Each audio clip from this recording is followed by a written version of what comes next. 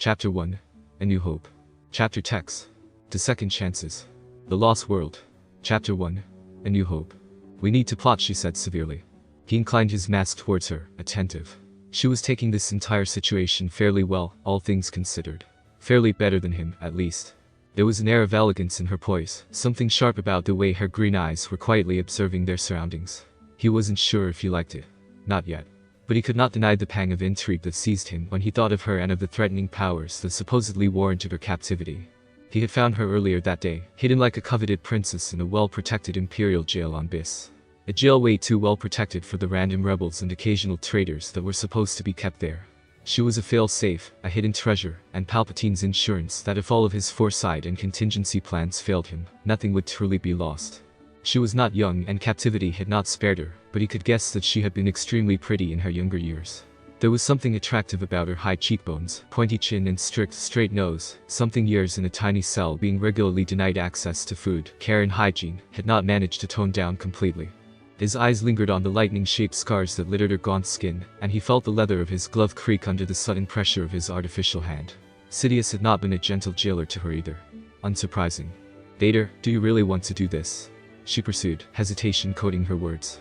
He felt himself nod, neck muscles strained, throat tightened by an efflux of emotion that he would have carefully concealed even a few days ago. They seemed to congregate around them, weighing heavily on the room's atmosphere, and he could feel his respirator struggle to bring air to his damaged lungs even more than usual. They deserve it, Vader asked, feeling familiar guilt spread through his veins. It will be tough, she replied. There's nothing left for me, here he toned, unable to quiet his modulator. She flinched but didn't back down. You could join the Force, she whispered, and he could feel a faint trace of desire there. Was she considering ending her own life? The newly crowned emperor closed his eyes for a brief moment. Yes, he had thought about that too. The idea had tormented him in all of his attempts to meditate, but as soon as he had seen her file, it was discarded, a dark cloud on a bright, sunny day. What she could offer was too tempting, too sweet not to pursue. I will not give up if there is a chance to right my wrongs, Vader said tersely, his prosthetic fingers digging in his left thigh. You want to be the hero? She asked, eyes lost in thoughts. He clenched his fist, gripping the weak, scarred flesh of his leg, and replied, I'm done being the coward. He was no hero. Luke had been the hero. Luke, so small, so blonde, so pure. His entire body tensed in agony when he remembered how his son had pushed Palpatine into the core of the second Death Star to save Vader from a certain death, how the Sith's lightning had pierced his young body, leaving him lifeless. A hero. He had no other wish than to join him in death when he realized his son was gone, but he could not, he would not. He had to get them both out of the Death Star before it exploded. He had to bring the body to his son's rebel friends, to his sister Leia for a proper funeral. Leia. He had been so blind, so blind.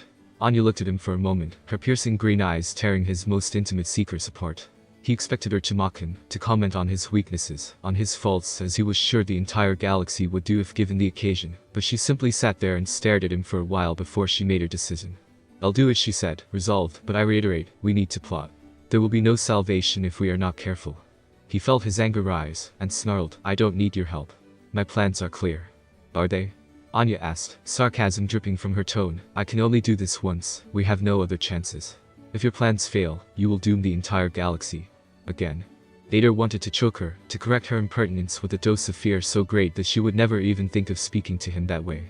He could not, he would not tolerate this disrespect. He was a galactic emperor, he was Darth Vader, and she would bow before his power. His eyes fell on the lightning scars on her skin again, and his jaw clenched painfully around the mechanism of his respirator. He abstained. As condescending as she was, her value was inestimable. Reining his temper in, Vader swallowed the meager amount of saliva he was still able to produce, tightened his fists, and spoke, What do you have in mind? Anya smiled, satisfied, and for a second the sharpness dimmed. Their plotting took a major part of the following days, and included countless arguments on both personal and galactic matters. Anya knew that she was somewhat blunt, the lack of human contact had made her less aware of social niceties, and to be fair, her new ally was not much better than her at interacting civilly. Still, after a tense period of adaptation, they managed to find some common ground and make consistent progress. They would have to go back before she was imprisoned, of course. She could only go back in her own body, and it would be dooming to do so while already in Palpatine's hands. Vader would need a functioning body, annoying but doable if she paid the price for it, and she would need to conserve the political power she was stripped off the first time. However, they could only go back to a time when she was alive, and to keep the bad acting at a minimum, her parents needed to be both dead. It was inconvenient. Despite their flaws, she still loved her family, and having them dead and unable to protect her from her uncle's ambitions was what ultimately led to her captivity. It would be much harder to escape his firm grasp without them, but that would be necessary. Perhaps she could work with him, try to prevent the worst of his foe. When she spoke about it with Vader, she was met with a firm no. He loathed Yan Dooku, had no regrets over brutally decapitating the man, and considered him a dangerous opponent. Dooku had been clever, well-connected and always a step ahead of everyone else, until his own master betrayed him. Trying to meddle into his life would only make them suspicious, and potentially attract unwanted attention from Sidious himself. So, no magical redemption in sight for her uncle. Too bad, he had been the one who trained her after all, when his sister had confessed her force sensitivity to him, shortly after their obtuse father's death at his hands. She had fond memories of him fussing over her after a hard session, making her warm cups of tea, and covering her with his cloak, while she recovered from his diligent training. He had been a thorough master, kind and firm, teaching her patiently about the Force as soon as he had a moment. It provided a much appreciated break from her mandatory political studies and numerous dry classes.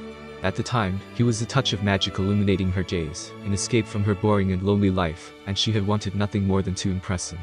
But Yan Dooku was always a complex man, and when he had realized the depth of her powers, nearly a decade after the beginning of her training, he was tempted. She trusted him, and he trusted his master. They both made a grave mistake. She was sure the body of her uncle was still warm when Sidious locked her up.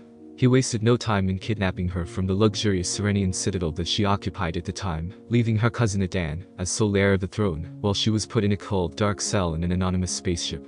After that, it had been cells after cells, keeping her as close as he could, especially during the beginnings of his time as the Emperor, until he eventually grew bored and jailed her on Biss for her to die alone. Anya clenched her teeth, her brows tightened in a painful frown. They had their flaws, all of them, and dwelling on them would not make the past sweeter. She cast a look at her strange partner, Emperor Vader, sitting not far from her, and deeply plunged in some datapad detailing the pre-Clone Wars timeline and main events.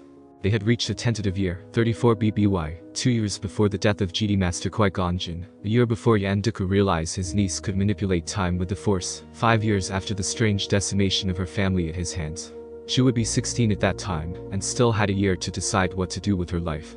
The first time, excited at the idea of being a true, real Jedi, she had thrown everything away to follow her master out of sheer naivety, giving up titles and leaving him as the only leader of Sereno in the galaxy. This time, she would use this year to abandon her Jedi dreams, find some plausible story for the appearance of Vader at her side, and get enough hold over her countess seat to be sent over as their Senate representative. At least that was the plan.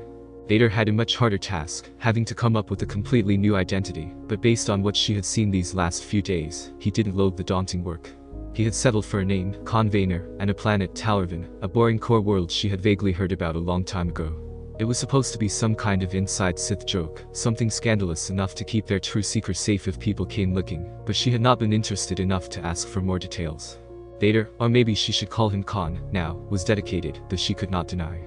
From what she extracted from his occasional ramblings, the idea of getting revenge on Sidious for killing his baby was very dear to his heart, and he clung to the idea of his own brand of redemption, like the desperate man he was.